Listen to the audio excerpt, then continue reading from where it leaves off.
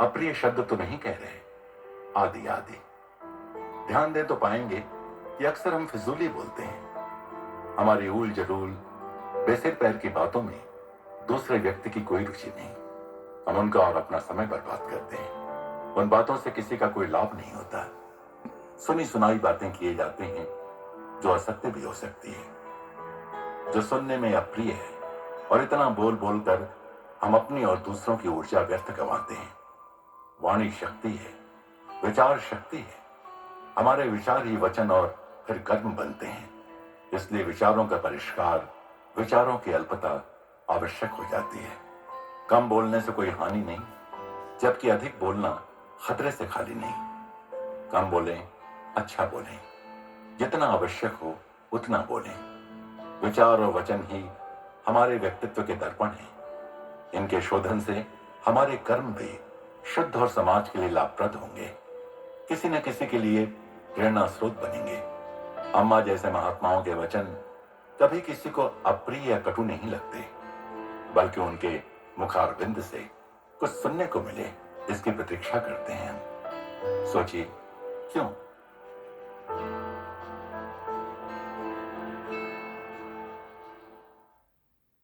प्रेम स्वरूपी, आत्म स्वरूपी आप सबको नमस्कार. ഇത് കൂടുതലും ഹൃദയം കൊണ്ടുള്ള ബന്ധമല്ല, ബുദ്ധി കൊണ്ടുള്ള വിവേക ബുദ്ധിയുമല്ല. അപ്പൊ അതുകൊണ്ട് കുറെ അഡ്ജസ്റ്റ് ചെയ്തില്ലേ മുന്നോട്ട് കുടുംബമൊന്നും പോകില്ല. पारिवारिक जीवन में समस्याएं स्वाभाविक हैं. पति पत्नी दो भिन्न संस्कृतियों से आते हैं. पत्नी को अलग परिवार से ससुराल लाते हैं. वो गरीब परिवार से हो तो हो सकता है उसमें हीन भावना हो. जैसे हम छोटे बच्चे को गोद लें और तभी उसे बता दें कि उसे गोद लिया है तो सबसे मिलजुल कर रहेगा. अगर बच्चे को बड़े होकर कहीं से पता चले तो बच्चा उदास हो जाता है, ऐसा होता है. असली माँ कौन है सोचकर बड़ा दुखी, बड़ा डिप्रेस्ड रहता है. जबकि छोटी उम्र में ही गोद लेकर उसे बता दें तो शायद अपनी माँ से मिलना भी ना चाहे. तो पत्नी बड़ी हो चुकी होती है जब ब्याह करके पति के घर आती है. पहले बचपन से ही बताते थे ये घर तुम्हारा नहीं, दूसरे घर जाना है. इससे वे भीतर से तैयार रहती थी. आजकल शादी के लिए उम्र की सीमा है. नए परिवार से एडजस्टमेंट उतना ही कठिन है जितना बच्चे के लिए नई माँ को असली समझना. लड़की अपनी पुरानी आदतें, संस्कार, विचार साथ लेकर आती है. ये समझकर सास ससुर और पति उसे प्यार ना दें तो दुख, क्रोध, द्वेष और हीन भावना आदि घर कर सकते हैं. आजकल के पुरुषों को ये सोच समझकर कदम उठाने चाहिए. पुराने जमाने में हमारी माएं पिता की डांट फटकार सुनती होंगी, उनकी सेवा करती होंगी. आज पुरुष अपनी पत्नी से ऐसी आशा ना ही करें तो भला. अब जमाना बदल गया है.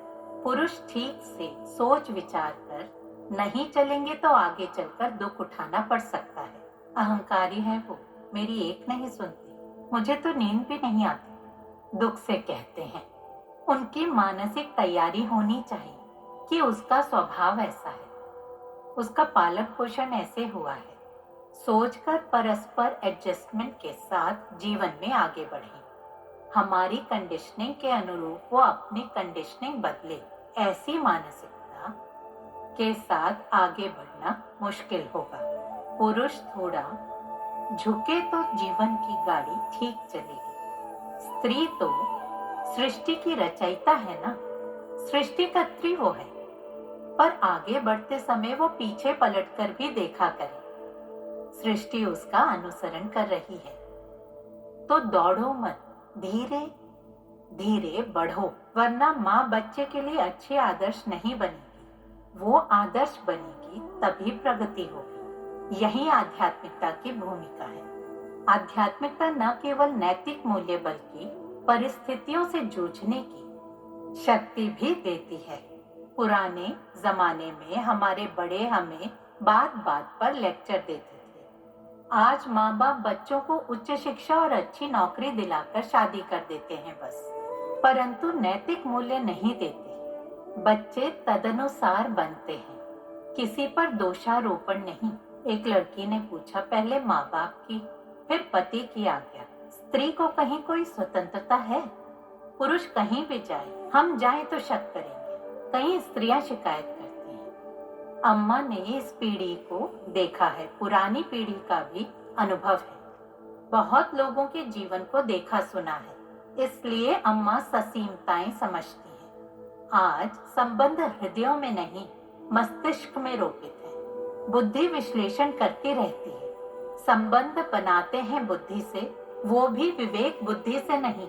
परस्पर एडजस्टमेंट करें तो भविष्य उज्जवल होगा।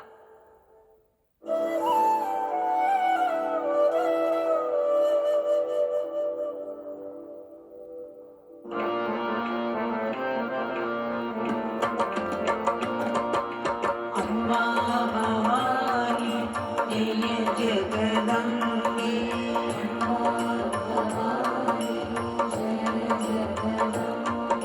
अम्मा भवानी जय जगदम्बे,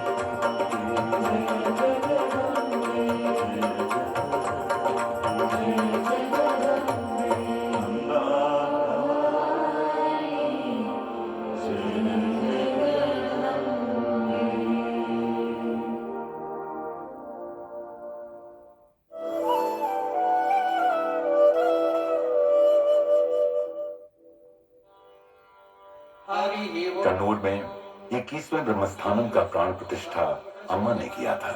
इस पावन स्थल पर निर्मित मंदिर की शांत वातावरण में असंख्य भक्तगण आते हैं, कुछ ग्रह दशा से मुक्ति पाने के लिए तो कुछ शुभ अवसरों पर पूजा अर्चना करने।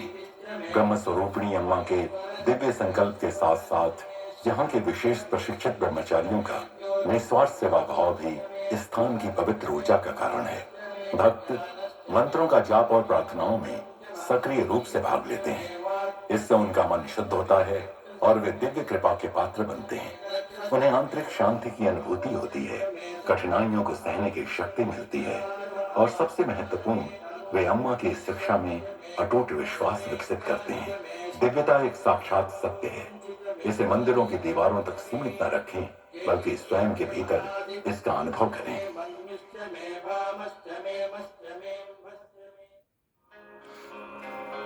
अगली सुबह कन्नूर ब्रह्मस्थानम का विशाल प्रांगण भोर से ही भक्तों से भर गया। अम्मा के आते ही सभागार प्रेम से झूम उठा।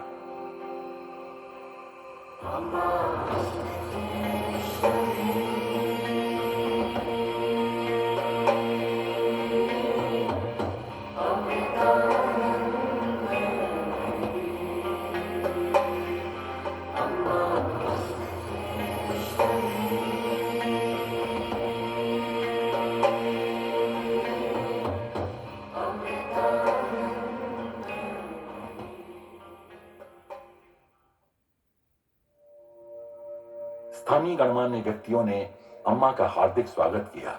उनके श्रद्धा भाव से वही प्रेम झलक रहा था जो अम्मा संपूर्ण विश्व के हृदयों में जगाती हैं।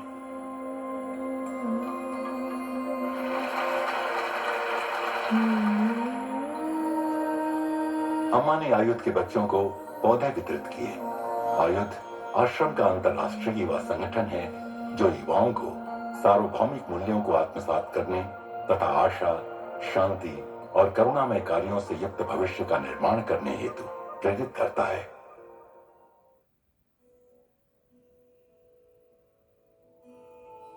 जैसे ही अम्मा ने अपने बच्चों को गले लगाया, उनके चेहरों पर अद्भुत आनंद दिखाई दिया।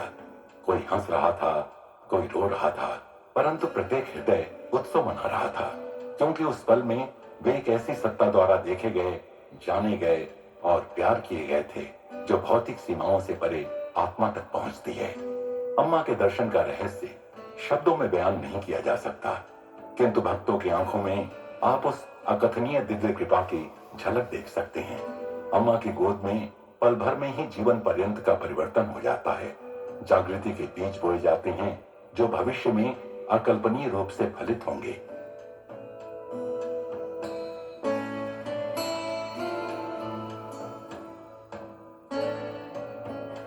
അമ്മയെ പരിചയപ്പെട്ടതിന് ശേഷം എന്റെ ജീവിതത്തിൽ വന്ന മാറ്റം എന്ന് പറയുന്നത് अपने बचपन से ही मैं अम्मा को जानती थी और कभी कभी आश्रम की गतिविधियों में भाग लेती थी, परंतु हाई स्कूल के दिनों में जब मेरे पिता को एक भयानक दुर्घटना का सामना करना पड़ा और वे बिस्तर पर ही सीमित हो गए, तब मैंने अम्मा की असीम करुणा को वास्तव में समझा। हमारे सबसे निचले पल में अम्मा और आश्रम ने हमारा साथ दिया, मेरे पिता के इलाज और देखभाल का प्रबंध किया। मैं सोच भी नहीं सकती कि आज हम कहाँ होते यदि अम्मा उस समय हमारे साथ नहीं होती। अम्मा सिखाती हैं कि प्रेम ही संसार की सभी समस्याओं का समाधान है और निस्वार्थ सेवा इसकी शुद्धतम अभिव्यक्ति है। सेवा के लिए धन की आवश्यकता नहीं, हमारा समय, हाथों का परिश्रम या एक साधारण मुस्कान भी उपचार कर सकती है। जैसा कि अम्मा कहती हैं, एक दयालु शब्द, एक कोमल इशारा, ये भी जरूरतमंदों के लिए उपहार है।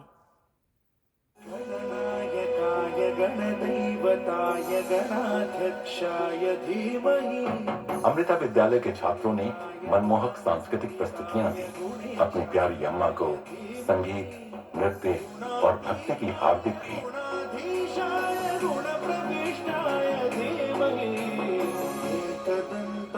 वक्रतुंडाय गौरीतनयाय धीमहि गजेशानाय भालचंद्राय श्री गणेशाय धीमहि।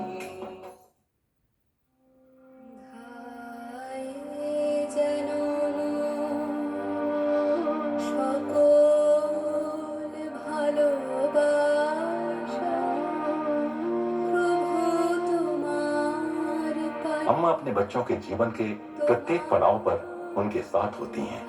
अम्मा बच्चों को उनका पहला अन्न खिलाती हैं, उन्हें पहले अक्षर लिखना सिखाती हैं, वो उनकी पढ़ाई और करियर के निर्णयों में मार्गदर्शन करती हैं। अम्मा उनके विवाह संपन्न कराती हैं और जीवन भर उनका मार्गदर्शन करती हैं।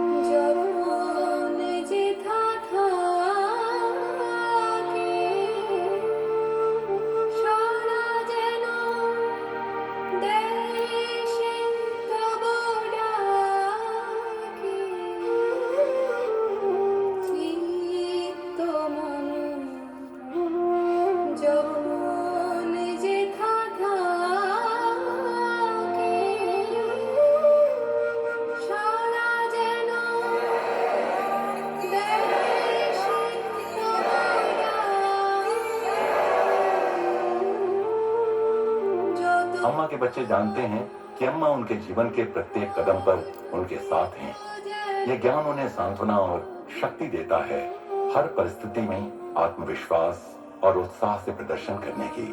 वे अम्मा के संदेश को हृदय में धारण कर इस संसार में आगे बढ़ते हैं कि वे स्वयं को जानने के लिए जन्मे हैं, ईश्वर के साथ अपनी एकता को अनुभव करने के लिए जन्मे हैं।